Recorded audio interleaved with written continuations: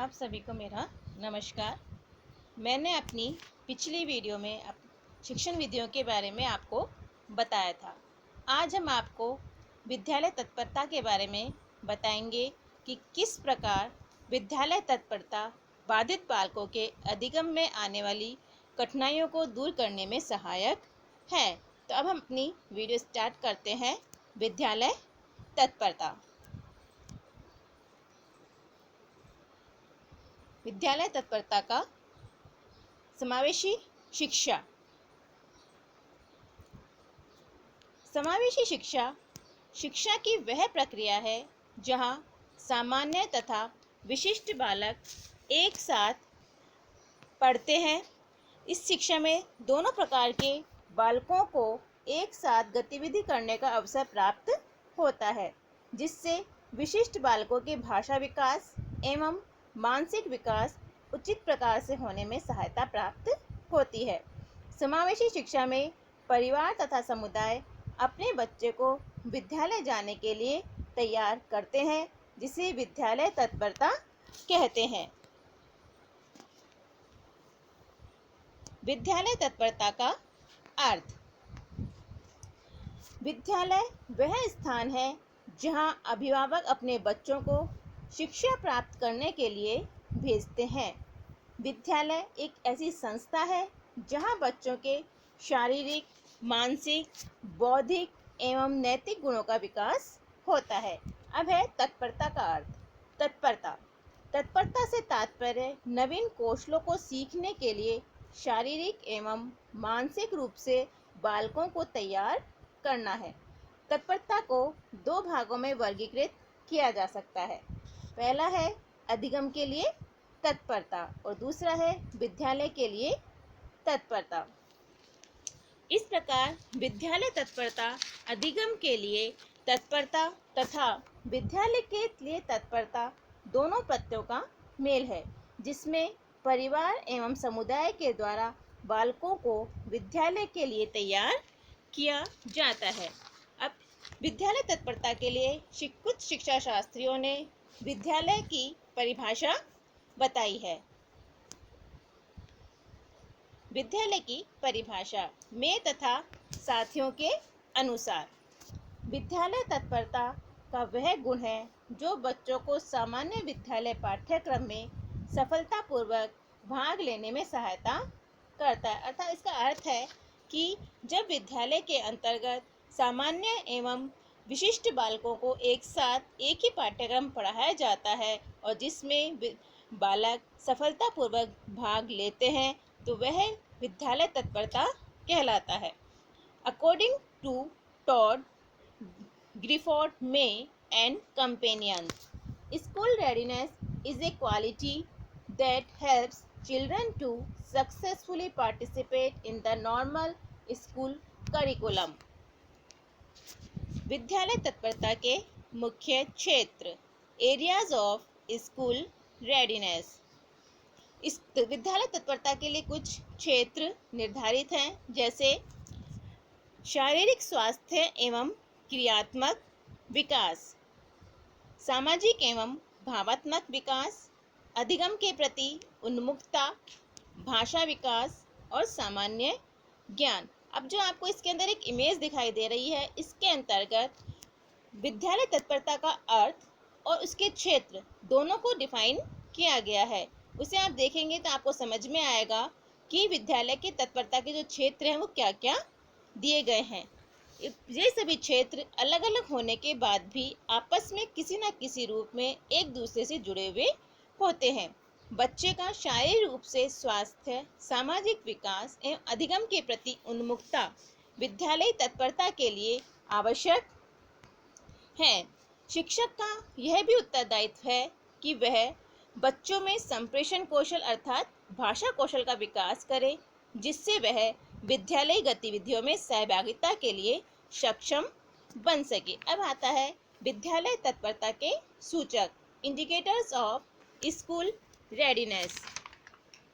इसमें पहला आता है माता पिता का सहयोग, पेरेंटल सपोर्ट, जैसे कि जब बच्चा सुबह समय से उठता है, जल्दी तैयार होता है और भोजन आदि अपने आप करता है, जिससे वह अपने माता पिता का सहयोग करता है। फिर आता है नियमों का पालन, फॉलो द रूल्स। बालक विद्यालय जाने के जब तैयार होता है और विद्यालय जाता है तो वह समय से विद्यालय पहुंचता है, अध्यापक की हर बात को मानता है, कक्षा में अनुशासन को बनाए रखता है। इस प्रकार वह विद्यालय के समस्त नियमों का पालन करता है। फिर आता है अन्य छात्रों में रुचि, इंटरेस्ट इन अदर स्टूडेंट्स। जैसे कि जो बाधित बच्चे होते हैं, तो सामान्य बालक उनकी समस्याओं को दूर करने का प्रयास करते हैं, उनके साथ खेलते हैं, उनके साथ अपना टिफिन शेयर करते हैं या साथ मिलकर के खाना खाते हैं। फिर हमारा आता है अगला, मित्रतापूर्ण व्यवहार करना, यानी फ्रेंडली बिहेवियर। जो सामान्य बालक होते हैं वे अन्य बच्चों को शीघ्र अपना मित्र बनाते हैं, उनके साथ खेलते हैं, उनके साथ बैठते हैं और उनकी हर कार्य में सहायता करते हैं। फिर है भाषा कौशल, लैंग्वेज स्किल।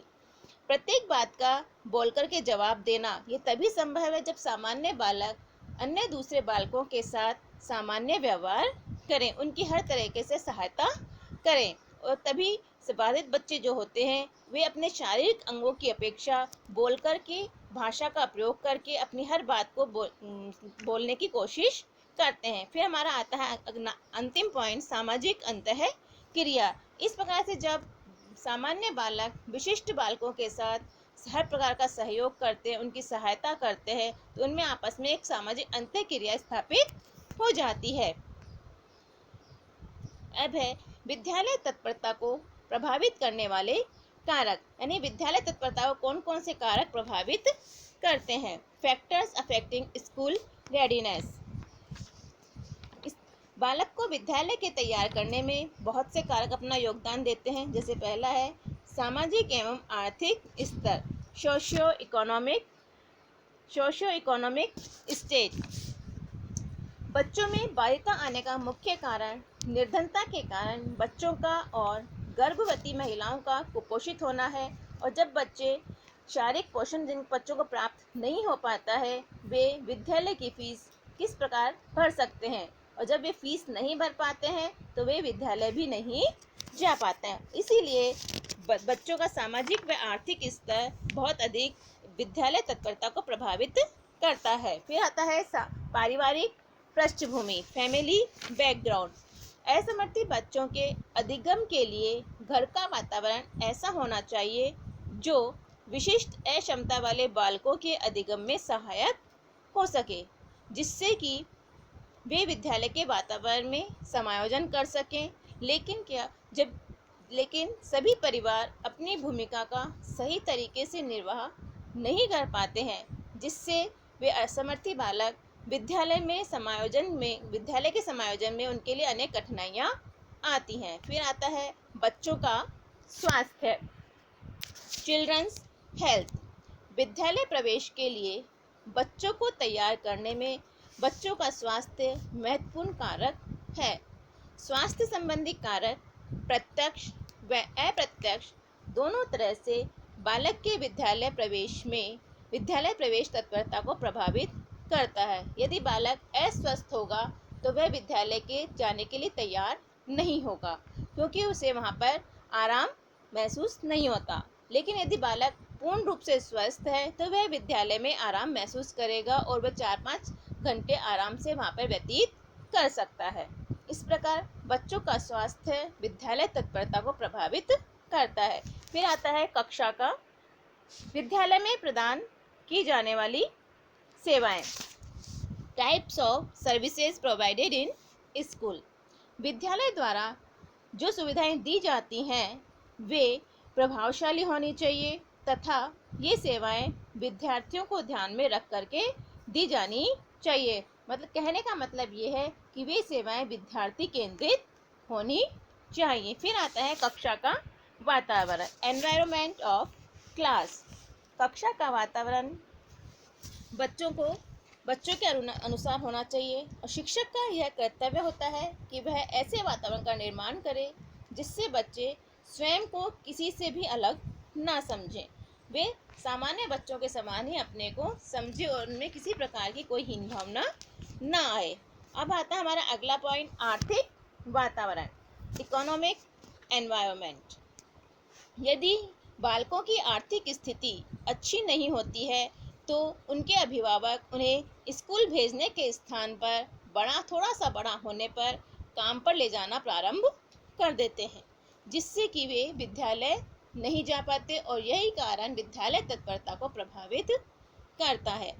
इसलिए उनके माता पिता को विद्यालय तत्परता के लिए समझाने की आवश्यकता है, तभी वे अपने बच्चों को विद्यालय भेजने के लिए तैयार होंगे। फिर हमारा अगला पॉइंट आता है माता पिता की शिक्षा।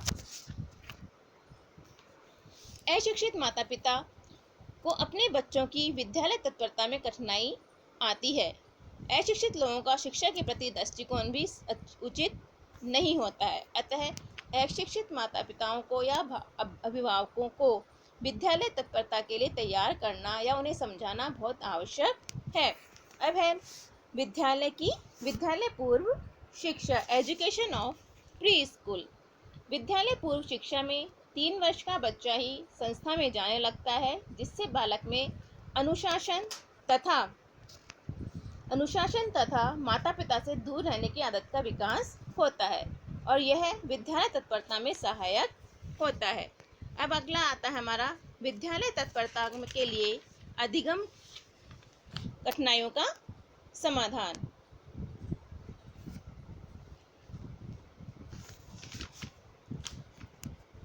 अधिगम कठिनाइयों का समाधान करने के लिए विद्यालय द्वारा कुछ नीतियों को अपनाया जाता है, जैसे बाधित बच्चों को जागरूक करना, यानी बाधित बच्चों के घर जाकर उन्हें विद्यालय के लिए जाने के लिए जागरूक करना, अभिभावकों से चर्चा करना।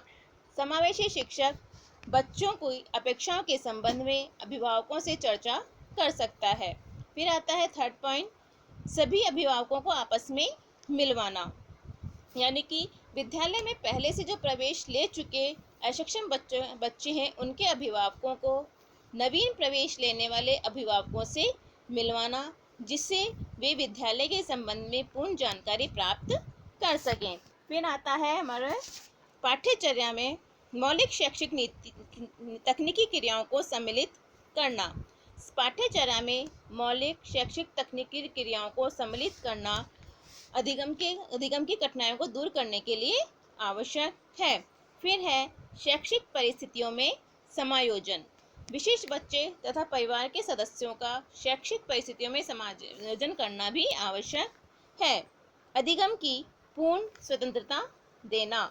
नवीन शैक्षिक परिस्थितियों में शिक्षक विशिष्ट बच्चों को समावेशी कक्षा में अधिगम की पूर्ण स्वतंत्रता प्रदान करके अधिगम संबंधी कठिनाइयों का समाधान कर सकता है।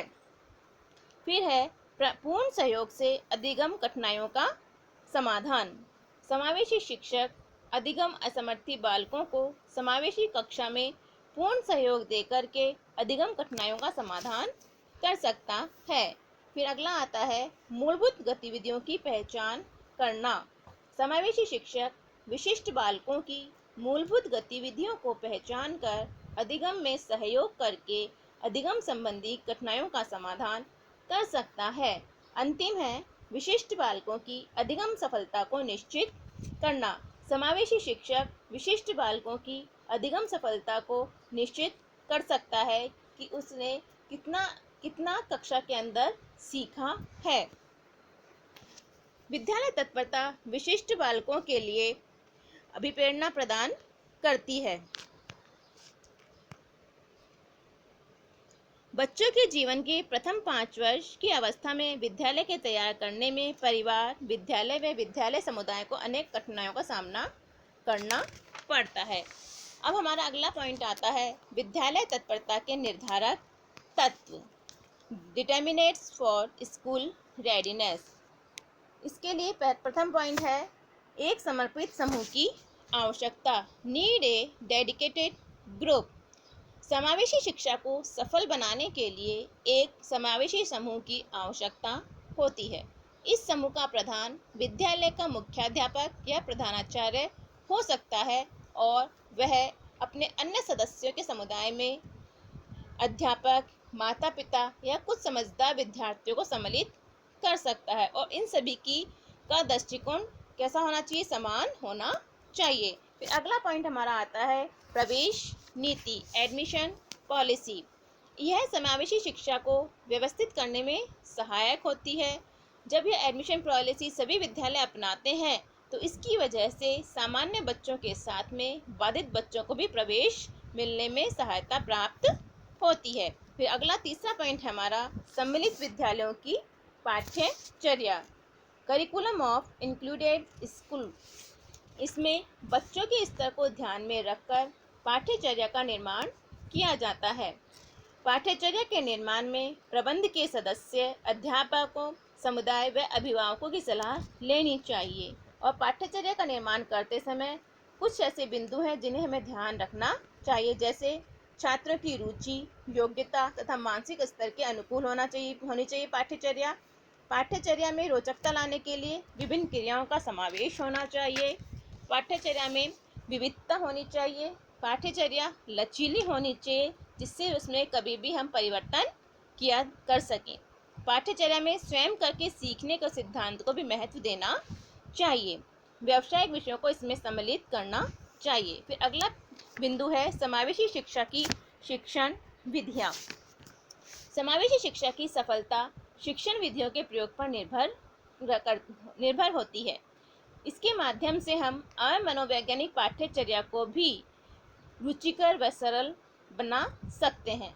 छात्रों की आवश्यकता अनुसार अध्यापक द्वारा समूह अधिगम, क्रियाशीलता आधारित अधिगम, सहयोग अधिगम आदि शिक्षण विधियों में परिवर्तन कर सकते हैं। इन शिक्षण विधियों के माध्यम से छात्रों के सामूहिक व सहकारी कार्यों की आदत का विकास भी कर सकते हैं। और अंतिम बिंदु है समावेशी शिक्षा का मूल्यांकन and evaluation of inclusive education. शैक्षिक मूल्यांकन के माध्यम से शैक्षिक लक्ष्यों या उद्देश्यों की प्राप्ति का पता चलता है। शिक्षा द्वारा प्रयोग की गई शिक्षण विधियों की अधिगम प्रभावशीलता का भी पता लगता है।